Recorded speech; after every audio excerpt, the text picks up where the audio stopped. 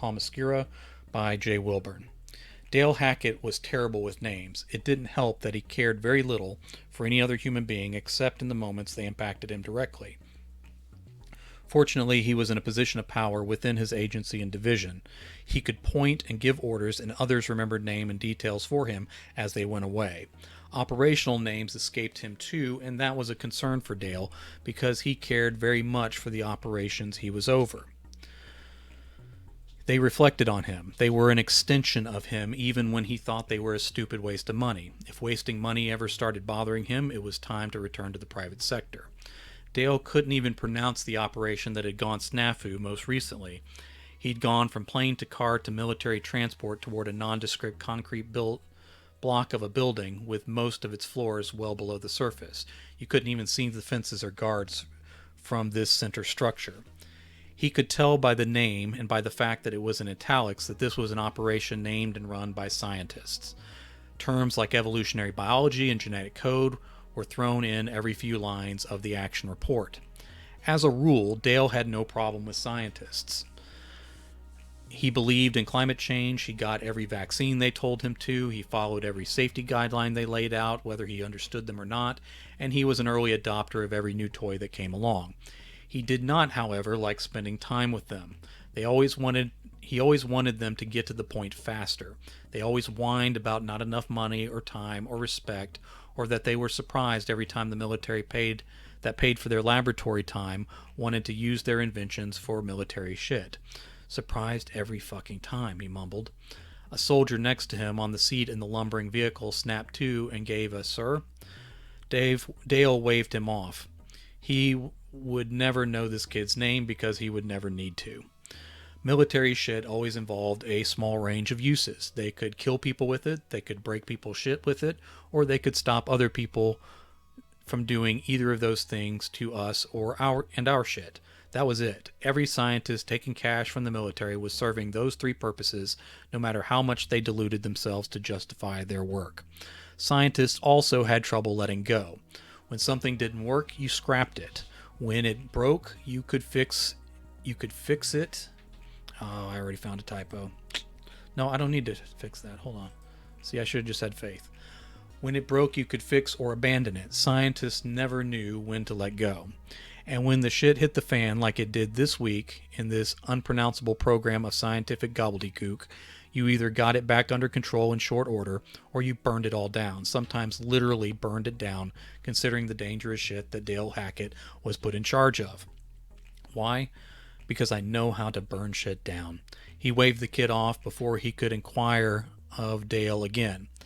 Dale stepped out of the vehicle before it came to a full stop. The others piled out and followed on his flanks. He didn't need much guidance from these guys because there was only one door and a guy in a lab coat stood outside, shielding his eyes like it was the first sun he'd seen in years. He might burn just from this short exposure. A golf cart sat a few yards from the door and the guy. This was a long, rough road for a golf cart. The thing did look pretty beat up. The guy was already talking before Dale got to him. "Is it safe to go inside?" He cut the scientist off. The guy was literally wearing a lab coat like out of central casting. Why bother? The guy used 12 words to say yes, and Dale shooed the group inside. "Get out of the sun before you blister." A couple soldiers laughed lightly, and the scientist laughed a little too hard at his own expense as they made their way down the halls. There were a lot of security doors and codes to deal with. Dale lost count. This was a lot of doors for something that wasn't toxic or nuclear. He filed this detail in the back of his mind. How many floors below us are safe? Well, holy shit, this was going to take a while.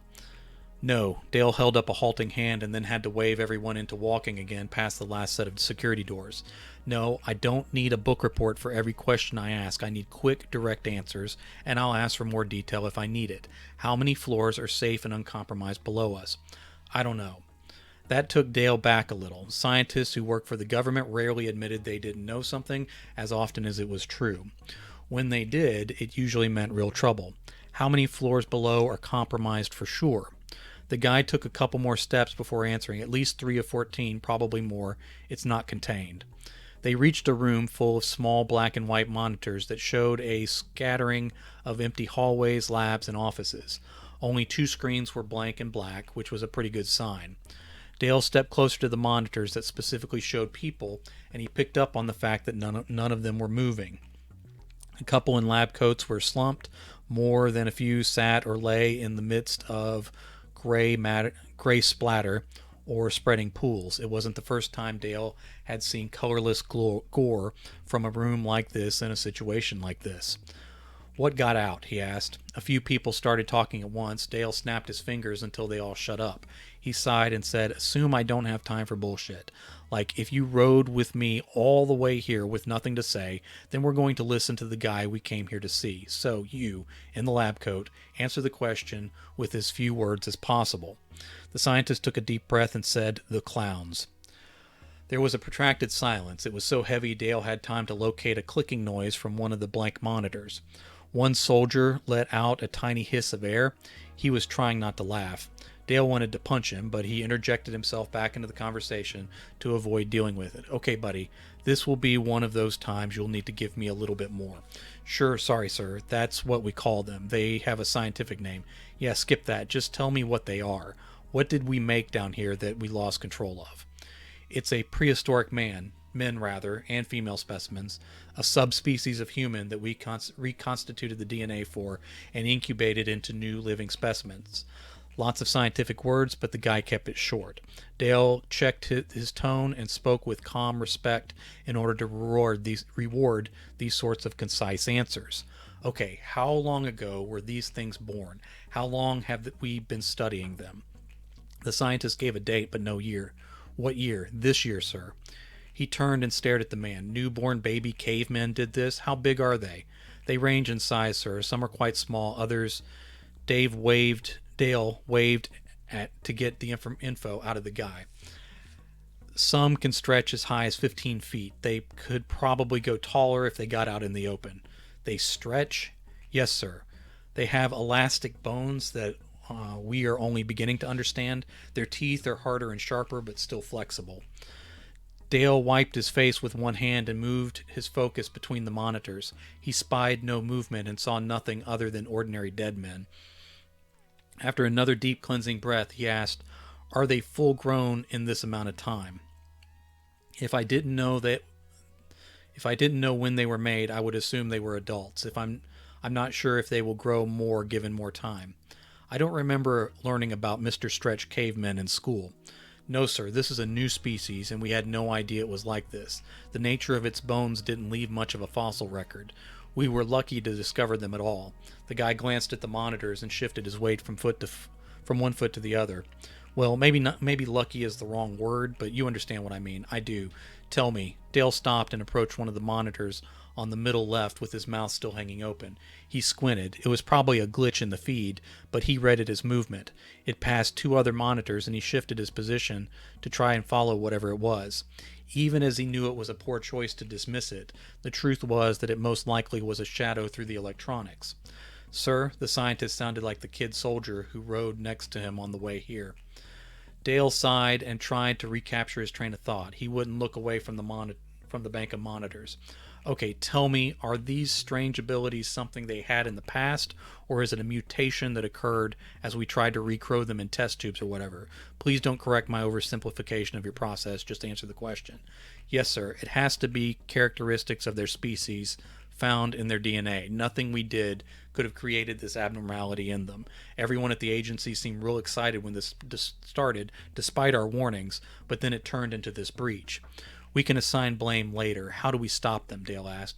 "We burn this place down," the scientist said. "Nuke it from space if possible." Dale pulled himself away from the video feed and read the terror in the man's pale face.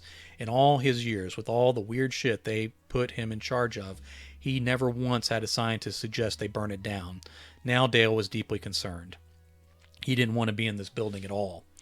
"Is there anyone alive here besides us and them?" Dale refused to say clowns for some reason he couldn't articulate in that moment. No, the scientist said. We've been monitoring them from a campus 10 miles away. I came back to meet you here to brief you on the seriousness. Dale waved the scientist to silence again. Okay, I get your recommendation and we may get there, he said, with as even a voice as he could muster. But what the hell are these things? Why do you call them clowns? The guy actually shivered, and Dale shot a glance back at the monitors. Still no movement. The scientist said, they look a little like clowns if clowns were a real species. Aside from the stretching and climbing walls, they are as white as grease paint, eyes red, noses a dark blue, horns red. They have horns? Some of them, mostly the males, but not all the males. Dale nodded. Go on. Broad mouths, bright red gums, sharp teeth. I've only seen those types of clowns in horror movies. Sure, the scientist said, but that fear in us must be related to this species. Dale shook his head. You said yourself, no fossil record. Don't recall any cave paintings of stretchy clowns, right? No evidence we found, no sir. So how are we afraid of something we don't remember? The scientist shrugged, but tried to answer anyway. Fear of snakes, fear of falling, our responses as infants when wind or water hits our face. All of it is evolutionary instinct instilled in the survivors that became our ancestors. So we're afraid of clowns because these clowns used to roam the open plain with dinosaurs and shit. Dale saw the wheels working in the guy's head. He was trying to decide what to correct from Dale's question. The guy settled for least resistance. These humans, the clowns, were alive in the time of our early ancestors, and now we experience Uncanny Valley. Uncanny Valley, Dale asked. Explain. One of the soldiers dared to speak.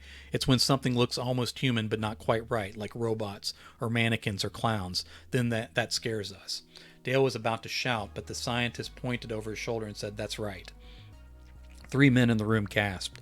Dale turned first to the door, looking for a killer clown with needle teeth. Seeing none, he turned to the monitors. The trio that surprised the group waddled from one camera view to the next. In the second monitor, he saw their backs, naked in normal proportions for plump humans. Their skin was so white as to be nearly washed out blurs in the picture. They moved to the end of a hall and turned left into some shadows. Dale stepped back and scanned from left to right, up to down. Where the hell are they now? Excuse me, I'm sorry. All right, where the hell are they now? The scientist stepped forward. That's level 7. So definitely 4 levels compromised now. That hall, I'm sorry, that's not my level, but I think it's dorms and cafeteria. We don't have cameras there. Dale sighed and folded his arms over his chest.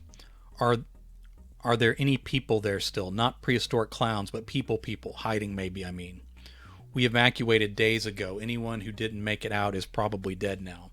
Were they always violent? They developed so quickly we hardly had time to see. How did they get out? What was the failure? The doors didn't seal tight enough. Dale took that in as he watched the monitors. He saw another shape move three, another shape move 3-4 monitors higher in the bank.